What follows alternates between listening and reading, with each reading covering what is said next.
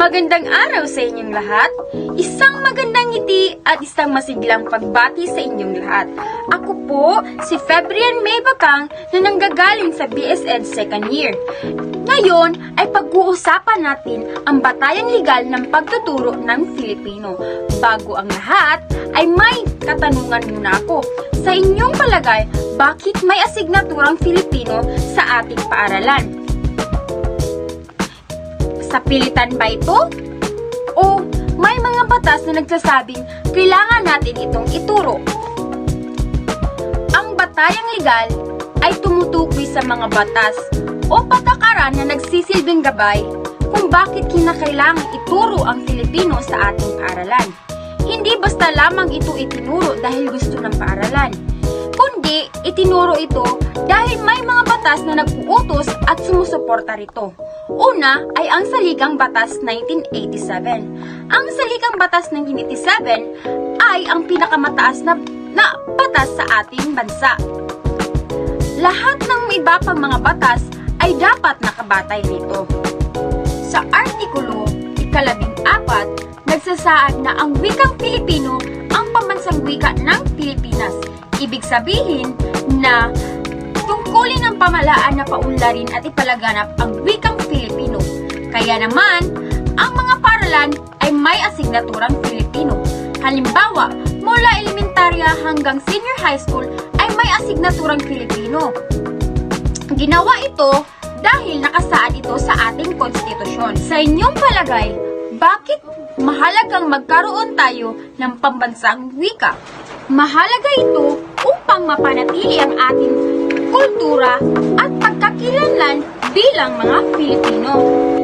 Sa Artikulo 14, nagsasaad na ang wikang Filipino ang pambansang wika ng Pilipinas. Ibig sabihin na tungkulin ng pamahalaan na paunlarin at ipalaganap ang wikang Filipino. Kaya naman, ang mga paaralan ay may asignaturang Filipino. Halimbawa, mula elementarya hanggang senior high school ay may asignaturang Filipino. Ginawa ito dahil nakasaad ito sa ating konstitusyon. Ikalawa, ang Batas Republika o Republic Acts.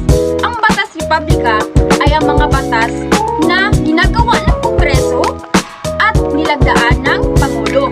Ang ilan sa mga batas na ito ay may kaugnayan sa edukasyon at sa paggamit ng wikang Filipino. Ibig sabihin, nagbibigay ng ang mga batas na ito ng mga tuntunin kung paano mapangalagaan at mapaunlad ang ating wika. Halimbawa, kapag may bagong batas tungkol sa edukasyon, kinakailangan sundin ito ng lahat ng paaralan. Pangatlo, ang Department of Education o DepEd. Ang Department of Education ang namamahala sa elementarya at high school. Sila din ang gumagawa ng mga kautusan o DepEd orders kung ano ang ituturo, paano ito ituturo, at ano ang dapat matutunan ng mga estudyante. Halimbawa nito ay ang curriculum, learning competencies, at iba pang gabay ng guro na galing sa DepEd. Pang-apat, mga pulisiya ng CHED. Ang CHED o Commission on Higher Education ang namamahala sa mga kolehiyo at universidad. Sila ang gumagawa ng mga pulisiya kung paano ituro ang Filipino sa antas ng kolehiyo. Halimbawa, kung kukuha ka ng kursong may asignaturang Filipino sa kolehiyo, ang CHED ang nagtakda ng mga patakarang sinusunod ng mga universidad.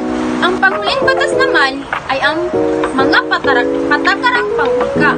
Ang patakarang pangwika ay mga alituntunin kung paano gagamitin at paunlarin ang wikang Filipino. Layunin nito ang mapanatili ang tamang paggamit ng wikang Filipino sa paaralan, sa opisina o anumang institusyon. Halimbawa, kapag may pagdiriwang ng buwan ng wika o paggamit ng Filipino sa mga opisyal na programa ng paaralan, bahagi ito ng pagpapatupad ng mga patakarang pangwika. Sa kabuuan, ang pagtuturo ng Filipino ay may matibay na batayang legal. Ang Saligang Batas ng 1987 ang nagsasabing Mozambique. Ang mga batas republika ay sumusuporta sa pag-uunlad nito. Ang DepEd ang gumagawa ng mga patakarang para sa basic education habang ang Tiyan naman